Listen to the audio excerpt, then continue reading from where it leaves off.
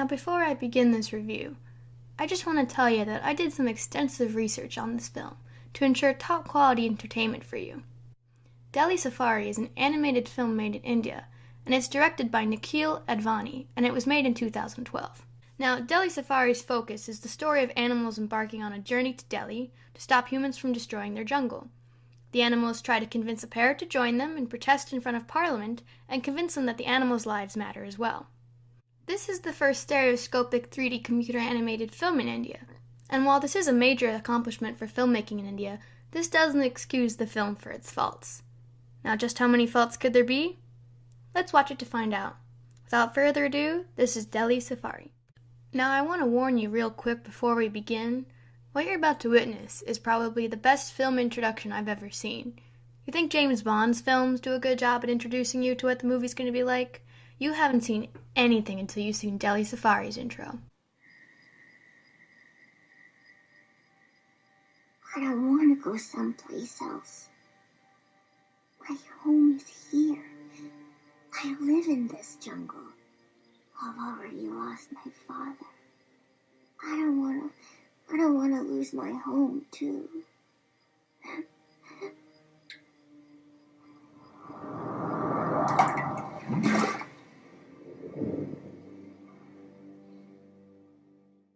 Now, if that isn't the best darn introduction you've ever seen, clearly you have no fucking taste. An introduction should always give you an idea of what to expect, and I think Delhi Safari does a great job establishing the lighthearted tone of this fun family movie. Fun, family. Alright, let's move on. The film opens up with our main protagonist, Yuvi, a young leopard cub playing with his father. I sure hope nothing happens to his dad. Sure would be a shame if he died like another big cat I know.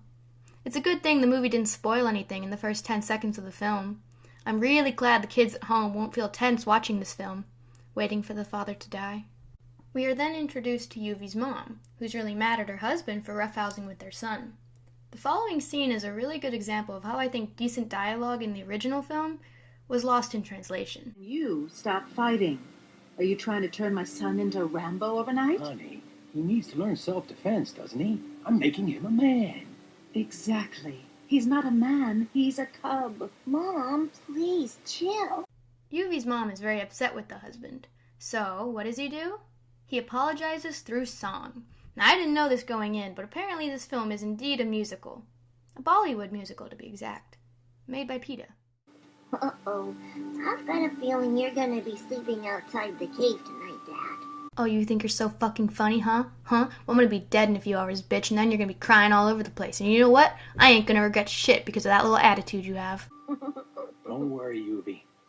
I know a secret way of getting back on her good side. How? With a song. Everything you are and everything I am, we're together like the earth and flowers understand. We are all in tune. Honestly, I'd have that same reaction. You don't have to stay so angry. To put them in to forget is what it takes, and that's what makes a family.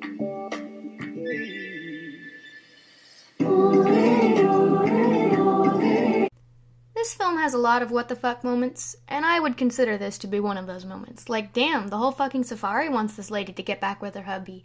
Like, mind your own damn business.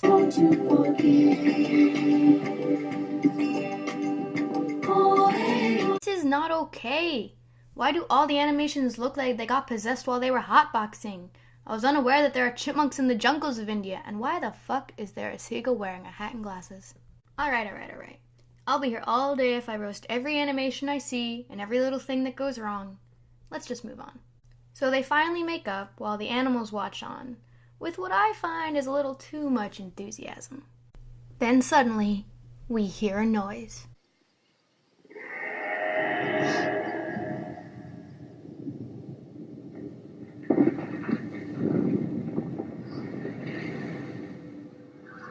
Gee, I wonder what it could be. Whatever it is, I sure hope it doesn't kill the dad or anybody we care about. That would be totally unexpected.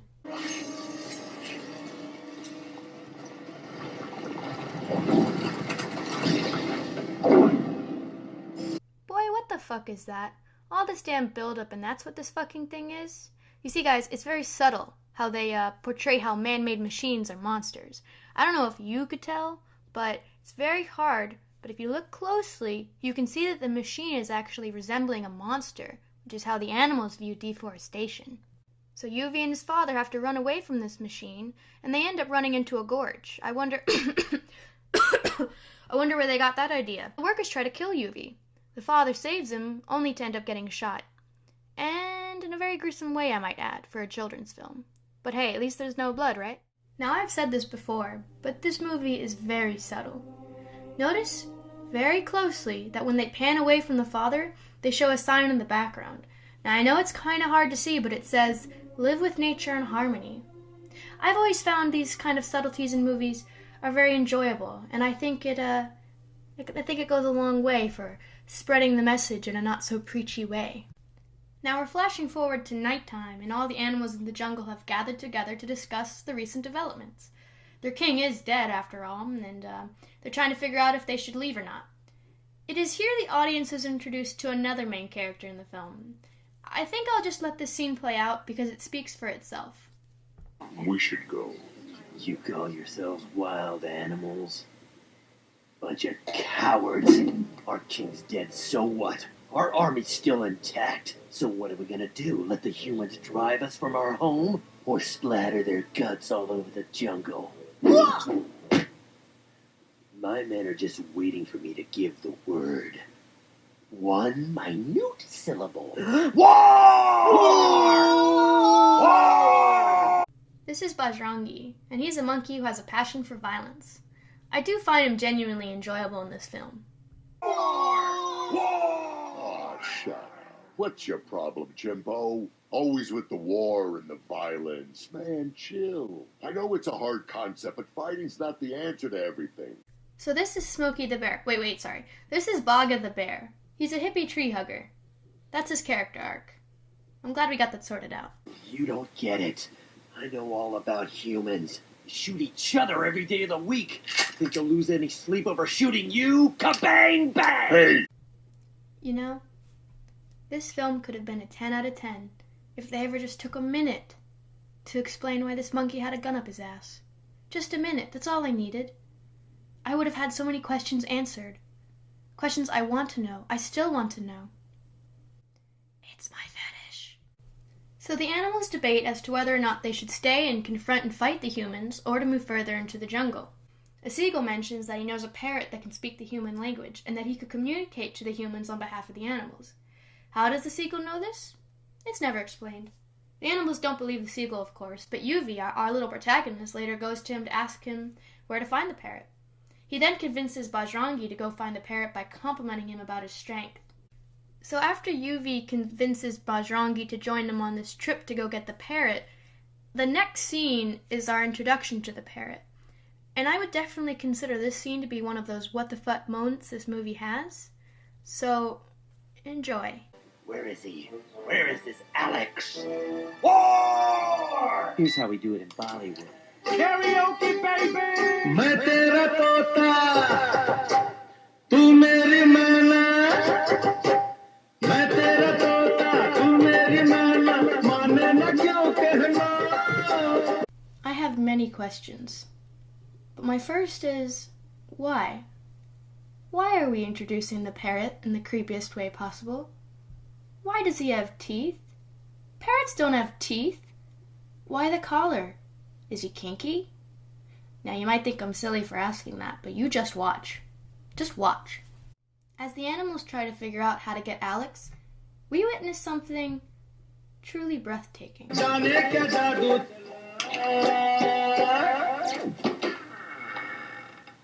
Welcome to my world, baby. Wow, really nice place you've got here. Alex, what a cutie wootie Shall you we are. check out the view? Nice. I thought we could go over the opening scene. Every day I wake up and I think to myself, what's going on in the world today? What are people up to? I know there's a lot of hate going on in the world. Sometimes I think people want to hate things because it's the only thing that gets them through the day.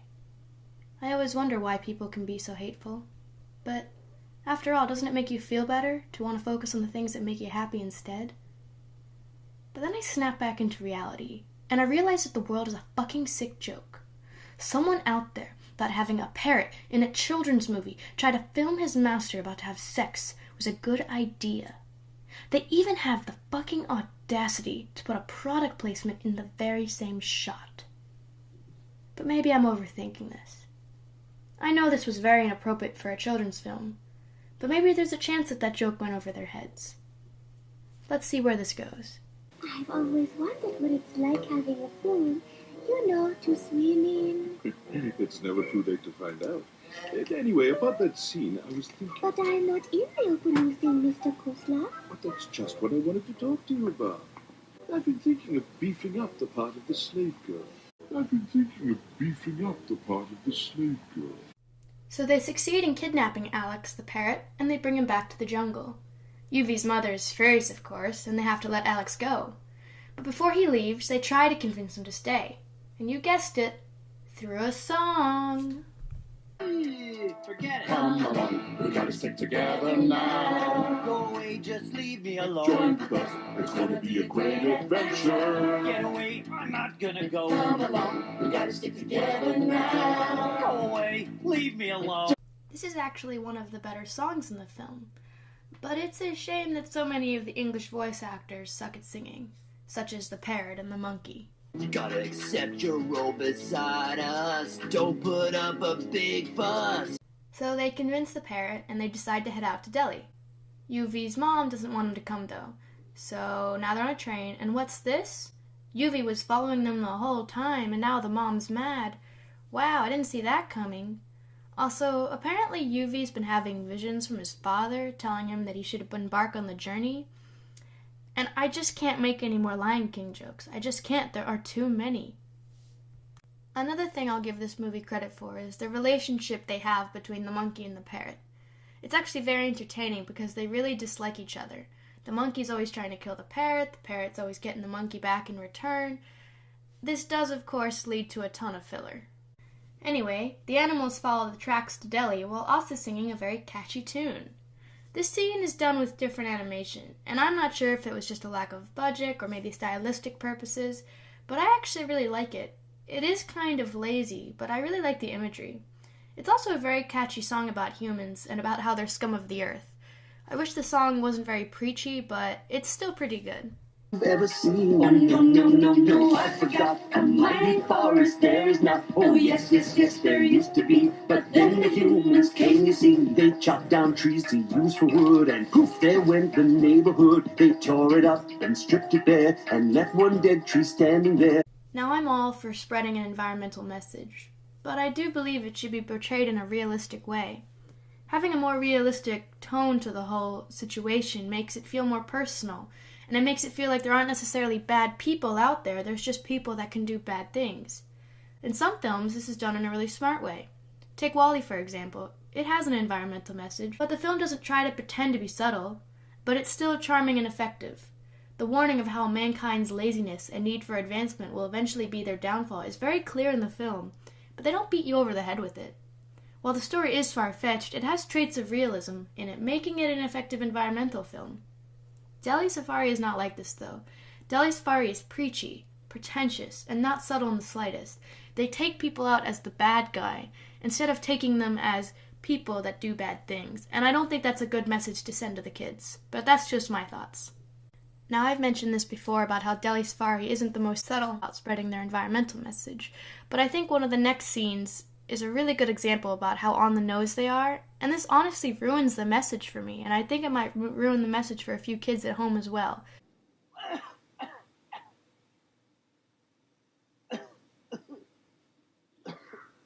Anyway, after arguing in the desert for a bit, they come across an oasis. This is another genuinely entertaining scene with lively music and funny flamingos.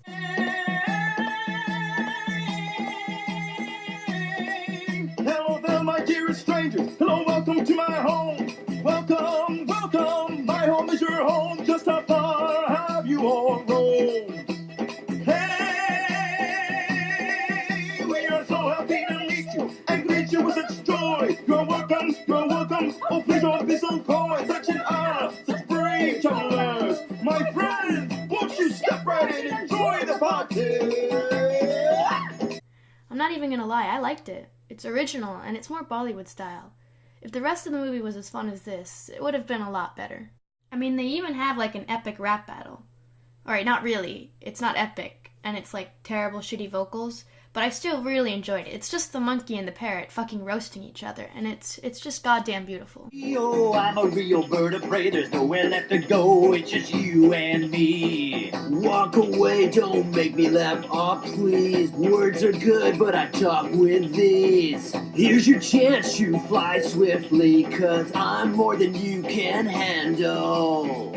All day party dance, we wanna put a smile on your face. Away.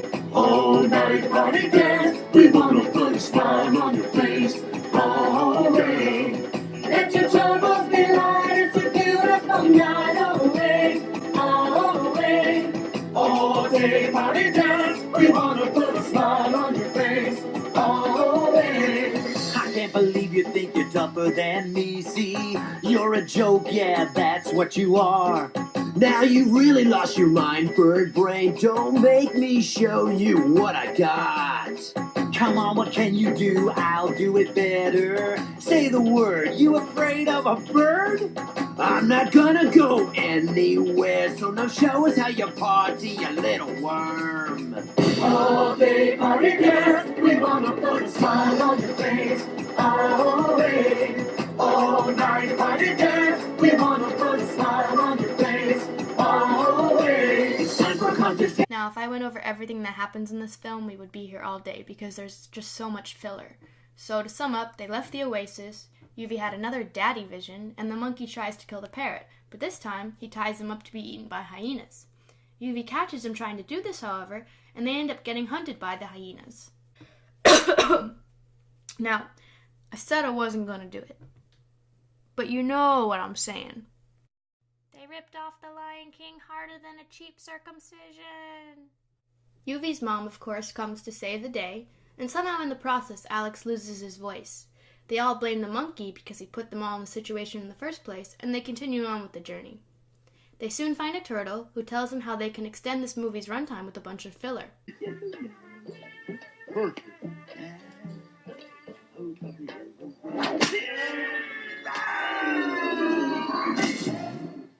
A6 miss, D11, D12. I'm just gonna hold this screenshot for all of us to take a moment and appreciate it. Eventually we find out the parrot's voice has been fine all along, and the monkey attempts to kill him, only to get attacked by a bunch of bees and berets. The animals run from the bees and end up in a cart roller coaster in a mine. I'm going to pretend this is an homage to Indiana Jones and the Temple of Doom instead of a ripoff. I'm optimistic like that. Because all of the animals are sick of the parrot and the monkey's shit, the monkey and parrot decide to get along, and they get drunk off coconut juice. Eventually, the monkey comes across a starved tiger, and although he's at first afraid, he soon discovers that the tiger's pretending to act like a cat.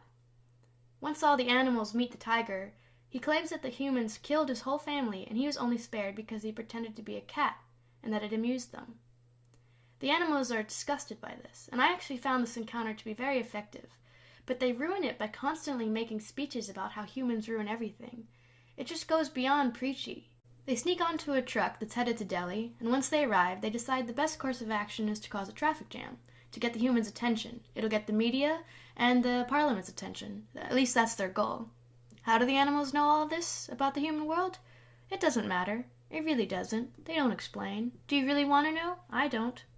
So the animals succeed in causing a traffic jam, and immediately, like without a second thought, all the humans pick up the rocks and start acting like animals themselves. Like none of them really question why these animals are together or why they're in the road. I just can't imagine. I can't imagine the whole city getting together to go beat up and throw rocks at the animals. You know, there's just no conflict in a film like this, and they really can't be argued against. It's a selfish, evil human world versus the gentle and smart animals. They finally get the humans' attention. With the cameras on and everything's ready to go, the parrot decides to make a long-ass speech as to why the humans are wrong and greedy, and he talks about a balance between humans and nature. The speech is made in front of some dude from Parliament as well, and they decide to let the animals have the jungle. And that's how the movie ends. All this build-up one very long speech, and the next thing you know, all their problems are solved. I understand how an environmental message is important, and I believe this film's goal was to spread an environmental message, and I commend it for that. You do need to warn people that there is a balance between us and nature. I'm sure many of you are familiar with these cliches, and you may think they're overused, but I do think they're important, but they have to be done well. I first watched this film with friends, as it had been recommended to me by one of them as a joke. At the end of the film, I jokingly asked one of my friends what he felt the message of the film was, and he said, "The message is that humans should just kill ourselves, so as to rid the world of our evil." And while I know he was joking, this is kind of how Deli came across. While Deli didn't exactly spread this message, it comes across that way. They portray humans as some of the most despicable and disgusting people in this film. They are unrealistic and stupid. I get it's an animated kids movie, but there has to be an extent where if your message is going to be real, have the movie be more real. And that's the problem with Deli Safari. It has some really fun moments, and then it has some really serious moments, and they don't blend well together in this film. I don't think this is a good movie to show your kids. They have adult jokes and humor in this that I think go beyond just kind of subtly making jokes. The environmental message is preachy and it doesn't come across well. This is a good movie to watch with friends and to not take it seriously, and I think that's the extent of how far Deli Safari can go. I can commend India on their next step for animation, but truly this is a movie you need to skip.